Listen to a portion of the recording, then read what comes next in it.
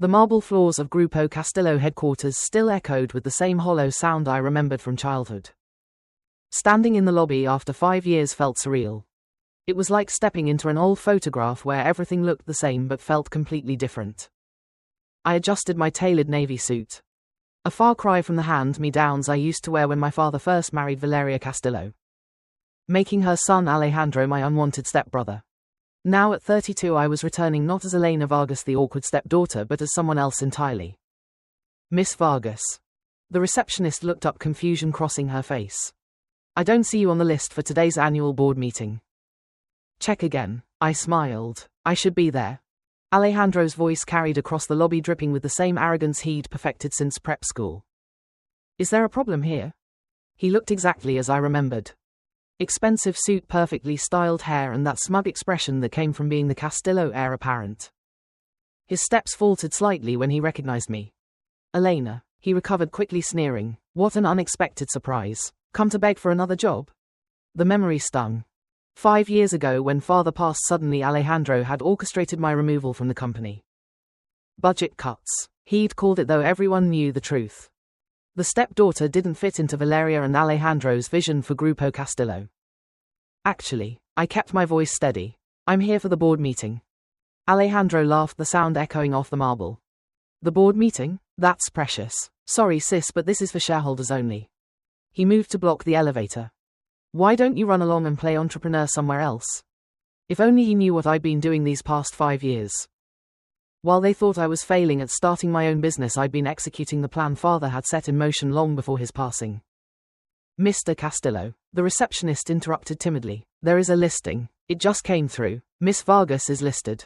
Impossible. Alejandro snapped. I personally approve all attendees. This is a restricted meeting for major shareholders only. I pulled out my phone, opening an email I'd received this morning. Interesting. You should mention shareholders, Alejandro. Have you checked the company registry today? His face flickered with the first trace of uncertainty.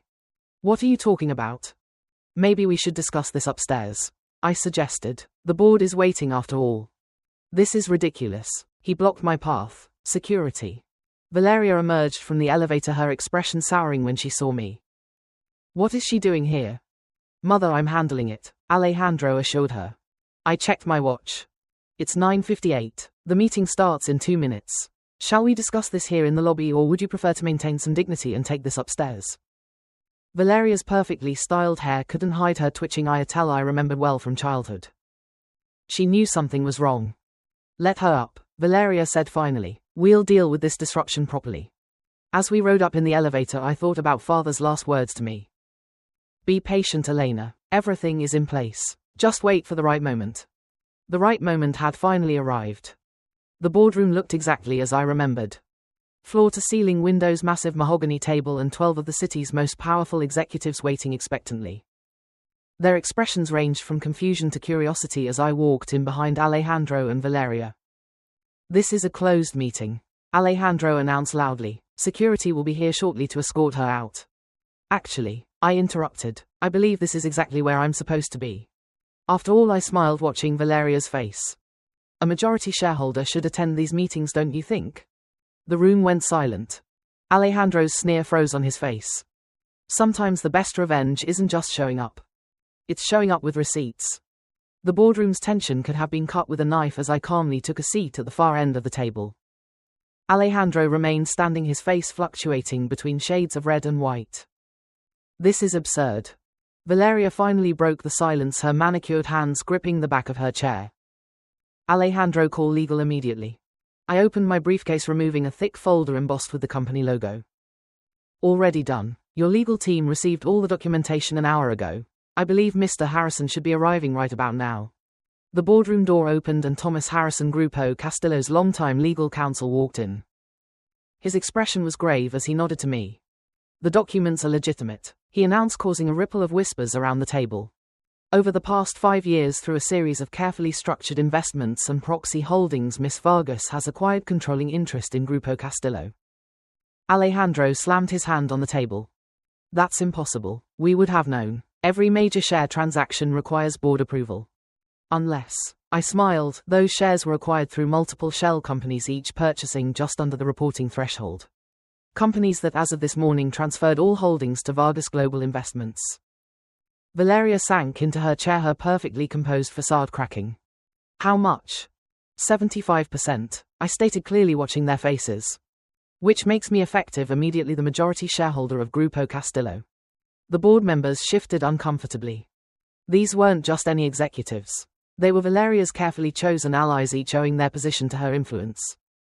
This is father's company. Alejandro's voice shook with rage. You have no right. Actually, I cut in. This was my father's company too. Or did you forget that he was CEO before you and Valeria orchestrated his early retirement? The truth hung heavy in the air. Everyone knew how Valeria had manipulated her way into both the company and my father's life, positioning Alejandro as the heir apparent while systematically pushing father aside. Mr. Harrison, I continued, please distribute the new organizational charts.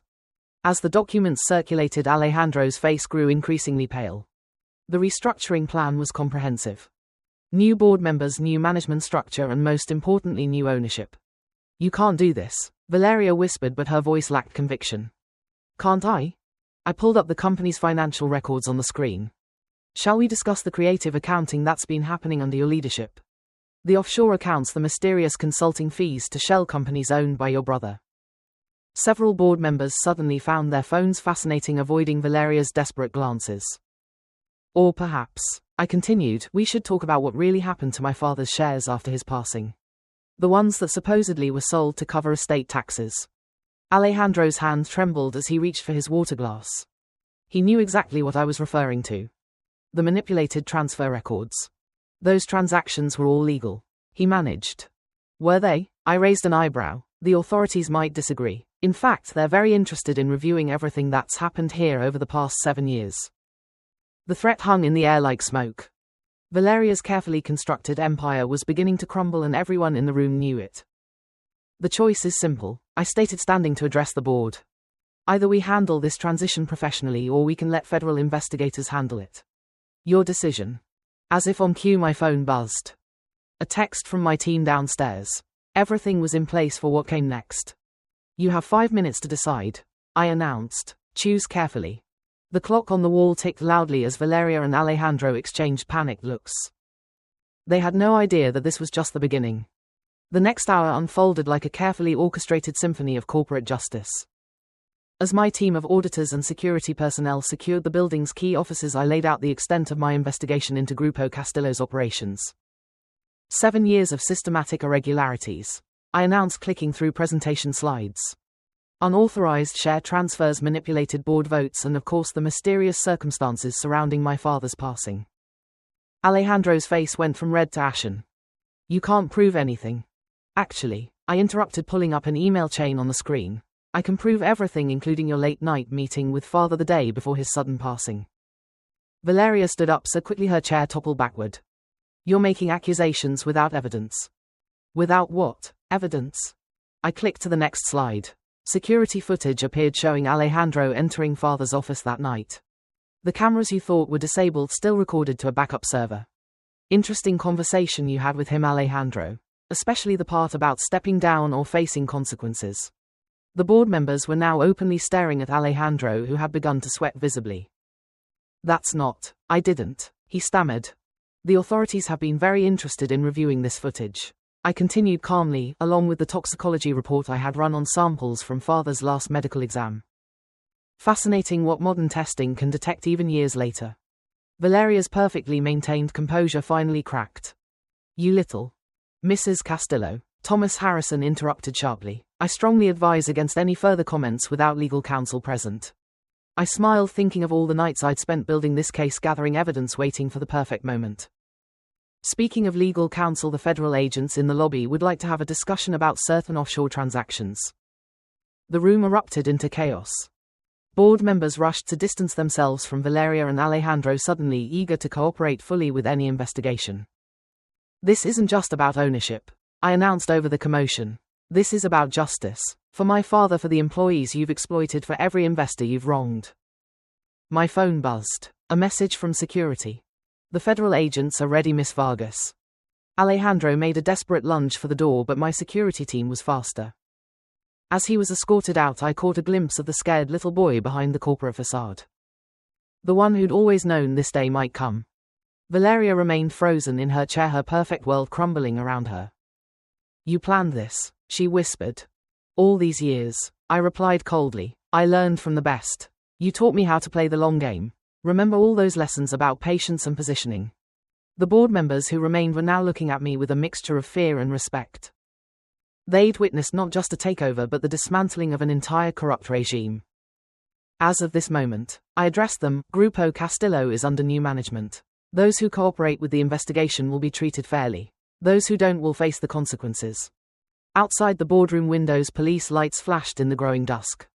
5 years of planning, of careful strategy, of playing the grieving, defeated stepdaughter, all leading to this moment. But this wasn't the end. It was just the beginning of Phase 2.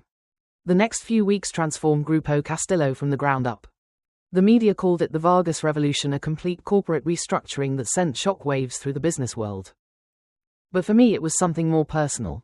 Justice served cold and methodically. Alejandro and Valeria's legal troubles made headlines for days. Grupo Castillo, charged with corporate fraud and conspiracy, became the talk of every business channel. But it was the follow-up story that really shook the industry. Father's passing under investigation, possible foul play. Sitting in my father's old office, my office now, I reviewed the latest forensic audit reports. Each page revealed another layer of the deception. Another piece of the puzzle that had led to father's passing. Miss Vargas. My assistant's voice came through the intercom. The board members are here for the emergency session. I straightened my father's old photo on the desk, the only personal item I'd allowed myself in this space. Send them in. The remaining board members filed in, looking considerably more humble than they had 3 weeks ago.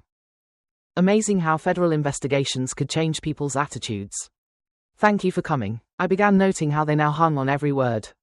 Today we're discussing the future of Grupo Castillo, or as it will soon be known, Vargas Technologies.